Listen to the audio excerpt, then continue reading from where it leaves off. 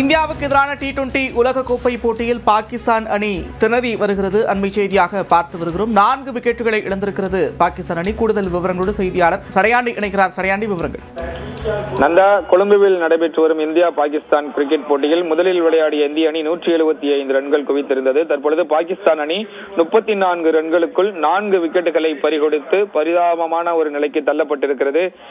ஹர்திக் பாண்டியா முதல் ஓவரில் maiden wicket எடுத்து அசத்தினார். அதற்கு பிறகு ஜஸ்பிரீத் பும்ரா அடுத்த ஓவரில் 2 விக்கெட்டுகளை வீழ்த்தி இந்திய அணியின் வெற்றியை ஏறக்குறைய உறுதி செய்திருக்கிறார் என்றுதான் சொல்ல வேண்டும். அதற்கு பின்பு வந்த சுழற்பந்து வீச்சாளர் அக்சர் பட்டேல் முதல் ஓவரில் 1 விக்கெட்டை வீழ்த்தி 4 விக்கெட்டுகளை பாகிஸ்தான் அணி இழந்திருக்கிறது. 34 ரன்களுக்கு இழந்திருக்கிறது.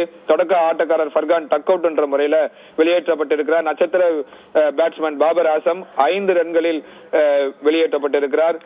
மிடில் ஸ்டிக்கை எடுத்திருக்கிறார் அப்படின்னு தான் சொல்லணும். அக்சர் பட்டேல் ஒரு அற்புதமான பந்து வீச்சு. இந்திய பந்து வீச்சாளர்கள் மிக சிறப்பாக செயல்பட்டு வருகிறார்கள்.